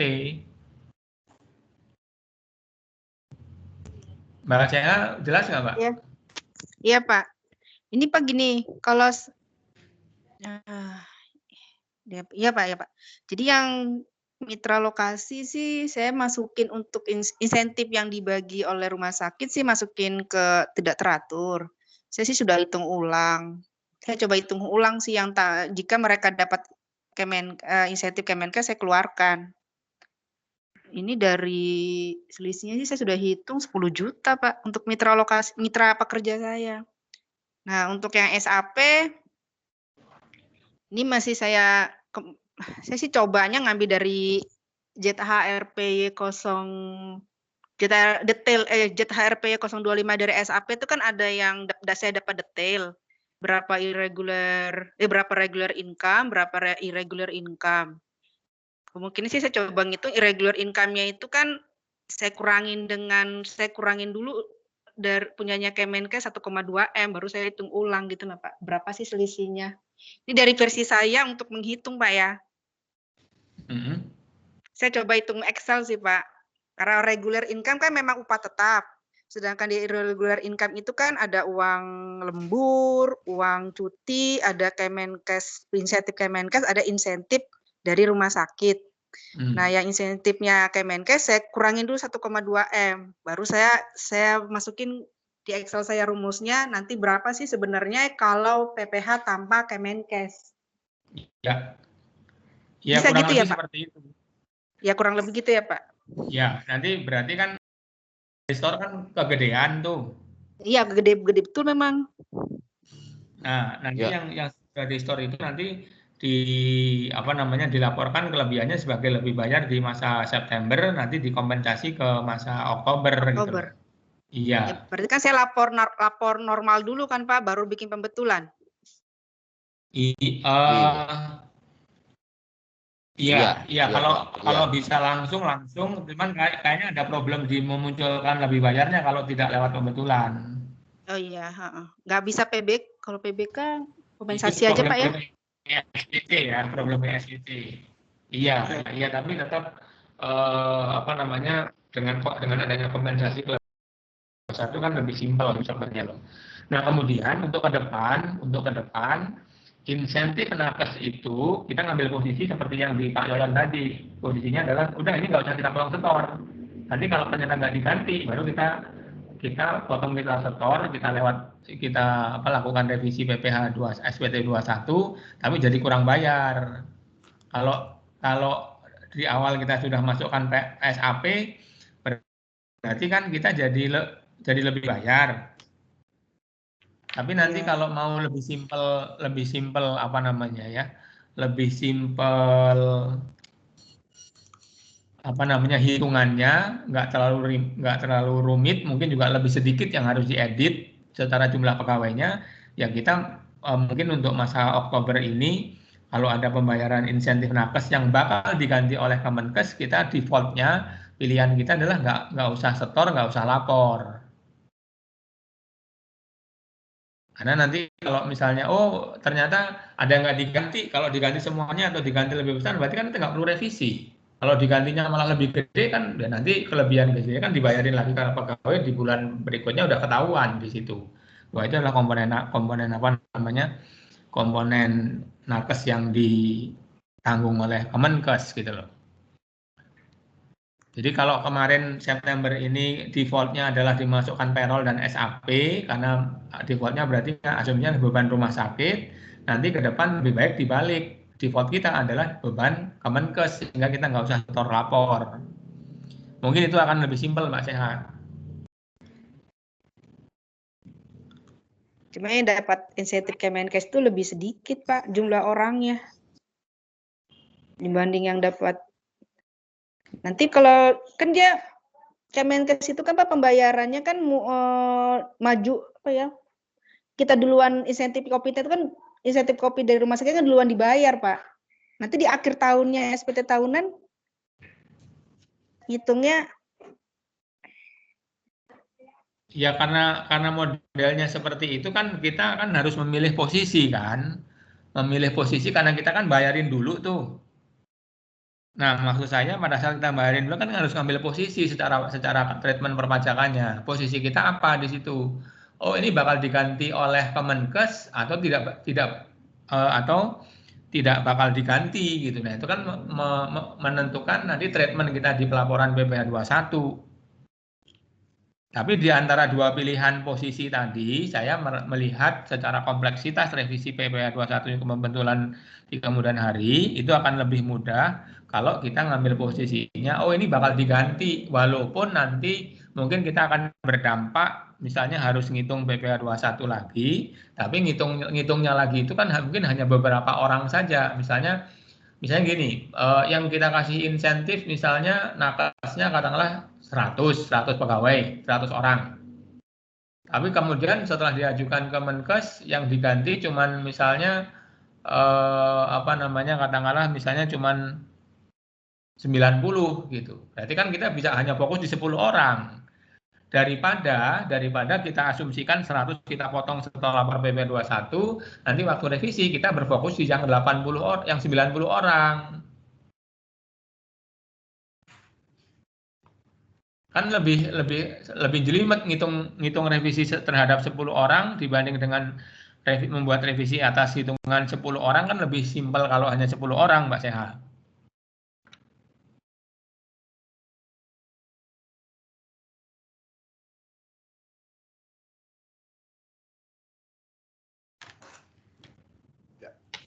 Gimana Mbak Seha? Ya cukup Pak. Ya. Tapi kalau saya lihat sih dari data SDM itu kalau sudah dibayar uang Kemenkes masuk, gimana ya Pak? Nanti saya ngomong dulu ke SDM Pak. Terserah aja sih Pak Samsuri. kalau memang mau nggak dicemplungi, apa maksud saya tuh serempak lah unitnya gitu loh. Kalau memang insentif kopi dari rumah sakit itu nggak dimasukin di SAP atau dibikin SP3 sendiri atau tetap dimasukin, ya saya ngikut aja deh Pak di korporatnya bagaimana. Ya, kalau kita udah buat memo ke CGA itu untuk insentif COVID ini agar bisa dilakukan dipisah itu antara SK yang dari perhitungan SK yang dari BBM dengan insentif yang dari Kemenkes semaksimal mungkin. Itu untuk yang dari Kemenkes itu dibuat suatu SP3 tersendiri kan itu. Sehingga pembayarannya itu tidak dibarengkan dengan insentif yang BBM yang masuk dalam suatu MySap. Itu sih yang kemarin udah kita rilis ke HCGA. Mungkin HCGA akan membuat memo lagi ke seluruh unit-unit kali untuk menginstruksikan SDM-nya. Itu sih saya.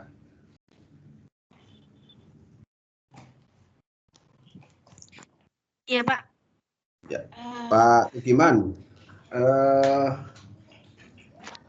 mengulang yang PPN tadi Pak untuk rumah sakit yang belum ditunjuk. Itu kalau vendornya ternyata mau menerbitkan 070, berarti resikonya ada di vendor ya Pak ya? Di kita kecil ya Pak ya? Resikonya pembeli itu nanti kalau dikaitkan dengan tanggung jawab renteng Pak, itu saja sih. Cuma kalau kita kembali ke regulasi tentang tanggung jawab renteng, itu mungkin sedikit saya share regulasinya ya Pak ya, sebentar.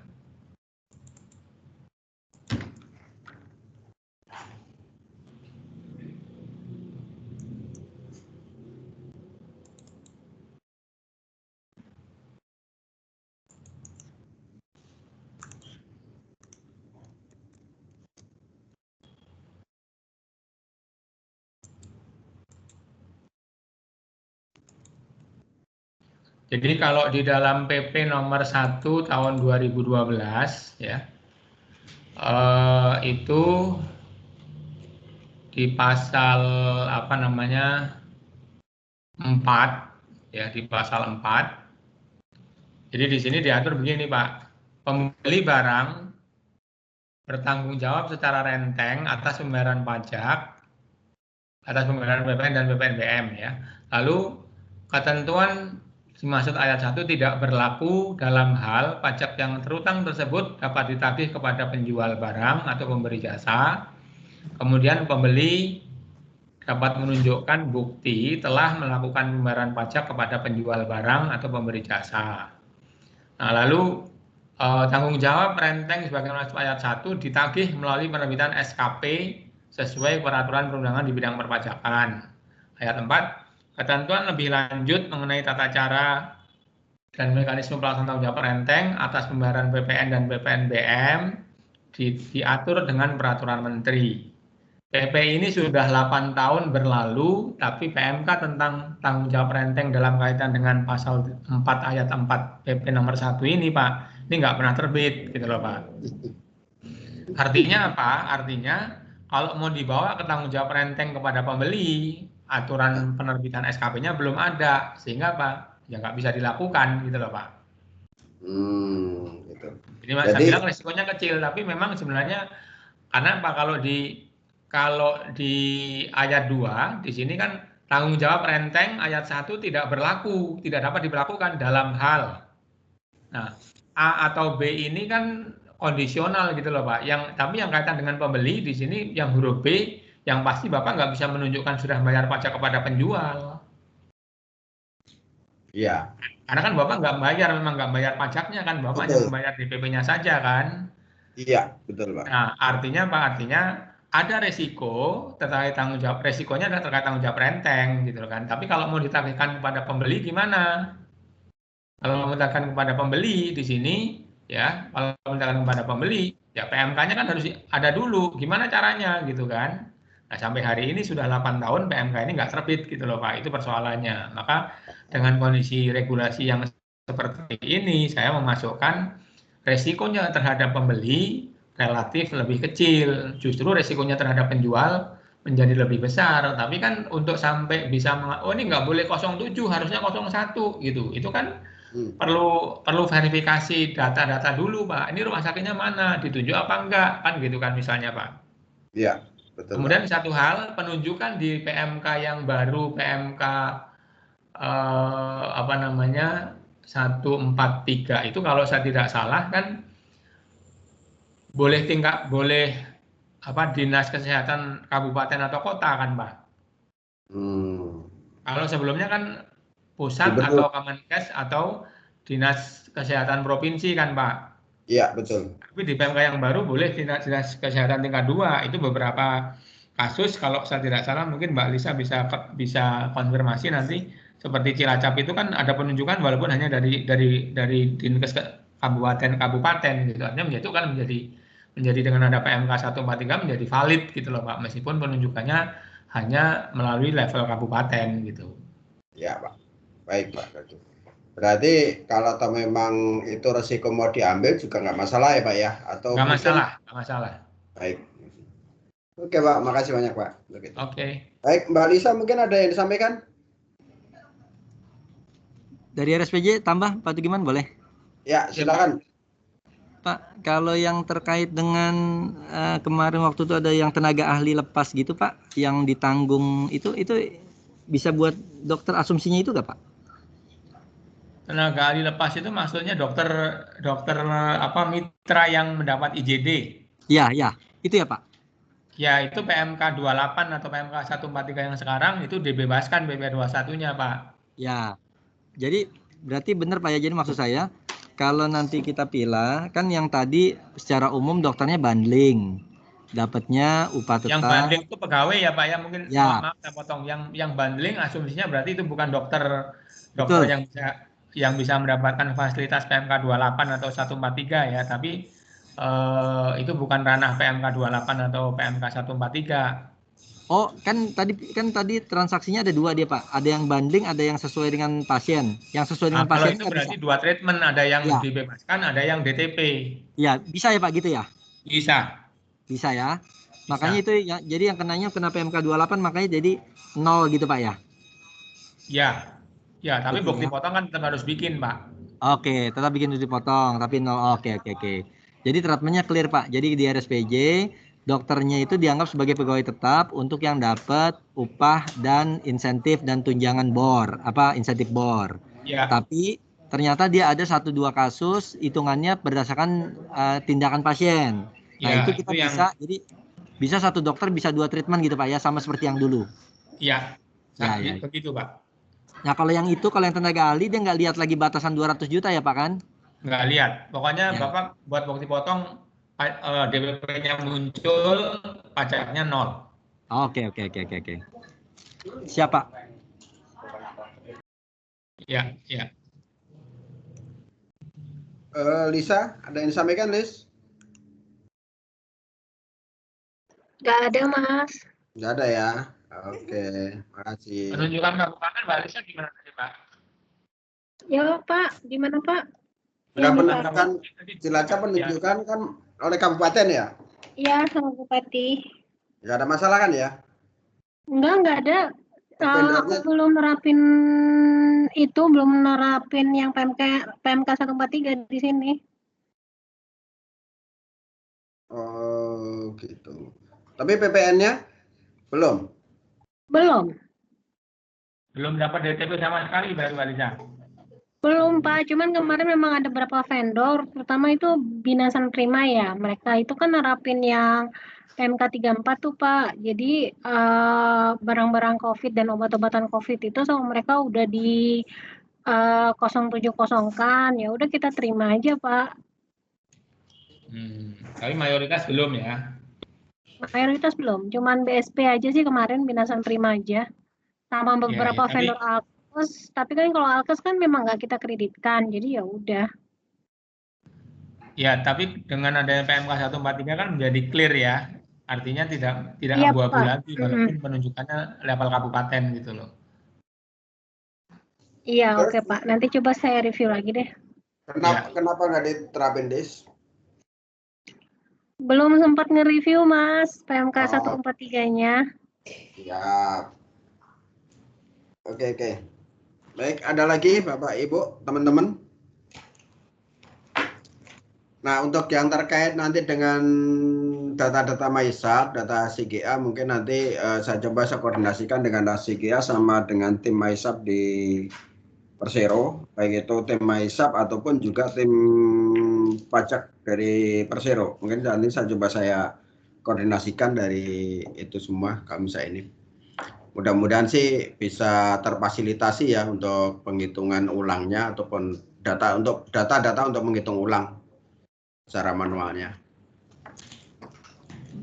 Mas Sam, ya. Kalau pajak juga tapi yang lain nggak apa-apa, bukan yang terkait COVID sih. Monggo. Mumpung masih ada ini sama Pak Tugiman.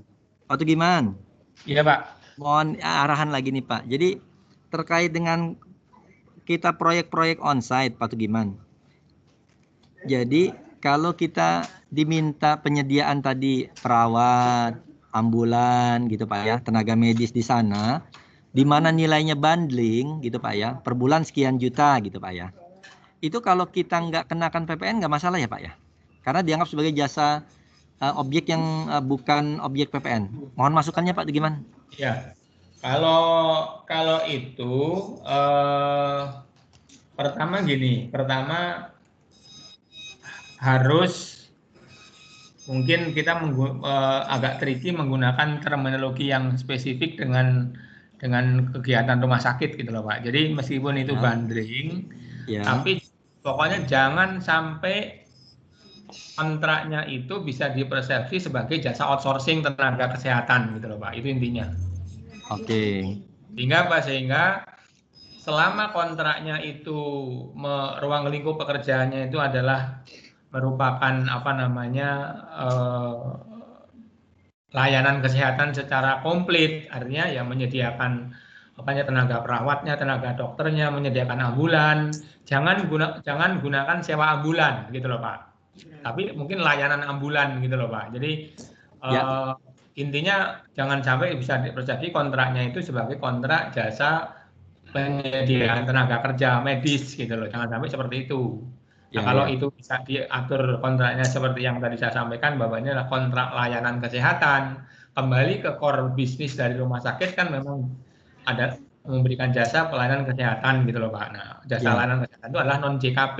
Nah, karena non JKP ya berarti tidak ada kewajiban PPN yang harus dipungut. Dan pasti kalau onsite gitu kan, kalau pengalaman saya di BBM secara keseluruhan kan pasti nggak ada obat resep kan Pak. Ya, kadang-kadang ada permintaannya Pak, permintaan ada sesuai dengan pemakaian jadi nanti. Iya, artinya kalau nggak ada obat resep kan jadinya nggak ada yang kena PPN jatuhnya Pak. Karena kan secara menyeluruh itu layanan kesehatan gitu loh. Betul. Kalau ada obat resep ya sesuai dengan obatnya aja kan Pak yang dikenakan PPN-nya Pak ya. Betul. Ya. Ya mungkin nanti ini Pak ada 1-2 contoh PKS kita Pak dengan pelanggan. Mungkin nanti kita kirim ke Pak Tugiman, mohon di review Pak. Karena memang terus terang PPN ini kan nggak ada nilai tambahnya bagi kita sama bagi pelanggan nih Pak, gitu ya. Iya. Hanya nambah kos bagi si pelanggan Pertamina Group, tapi bagi Pertamedika kan nggak ada tambahan pendapatan gitu. Jadi memang pelan-pelan sih pengennya dihilangkan nih Pak transaksi PPN terkait dengan jasa layanan kesehatan gitu Pak. Ya tapi gini Pak, tapi mungkin di lapangannya variasinya banyak gitu, maksudnya variasi banyak itu saya lupa dulu pernah diajak Pak Desandri atau siapa gitu ketemu di Pertagas itu. Ya Pak. Justru Pertagas itu ngotot harus supaya Pertamedika ngenain PPN gitu loh Pak. Iya Pak. Jadi memang maksud saya memang ada beberapa pelanggan yang memang belum terkondisikan untuk sebenarnya harusnya jasa layanan kesehatan nggak kena PPN gitu Pak. Jadi memang harus kita sosialisasikan ulang Pak gitu. Jadi kan benefitnya sebenarnya buat mereka juga gitu Pak ya. Iya, jadi harusnya memang persepsinya sama Pak, tapi untuk mensiasati supaya mudah menjelaskannya, pokoknya dalam konteks ruang lingkup pekerjaan jangan sampai ada istilah penyediaan tenaga medis, penyediaan tenaga kerja outsourcing seolah gitu loh Pak. Iya. Tapi jasa layanan kesehatan di mana kita menempatkan dokter, perawat, ambulan, silakan aja gitu Pak ya. Iya. Oke Pak, nanti ada mungkin 1-2 kontrak saya coba share ke Pak Tugiman, mohon masukannya ini Pak, gitu. Oke. Oke, kayaknya cukup itu sih Mas Sam dari RSPJ.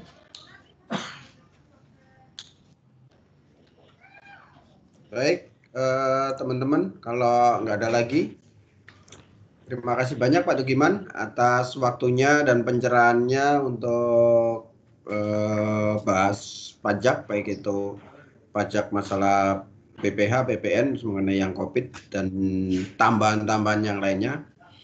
Dan terima kasih juga teman-teman semua. Mudah-mudahan penerapan pajak ataupun penerapan pajak di tahun ini untuk khususnya untuk pandemi COVID ini nantinya bisa clear sampai di akhir tahun. Terima kasih banyak. Mungkin acara kalau tidak ada lagi saya tutup. Terima kasih. Wabillahi taufiq wal hidayah. Wassalamualaikum warahmatullahi wabarakatuh. Waalaikumsalam. Waalaikumsalam warahmatullahi Makasih Pak wabarakatuh. Tugiman. Sama-sama Makasih Pak Pak. Tugiman. Ya, terima kasih Pak. Assalamualaikum. Assalamualaikum. Pak. Ya Pak.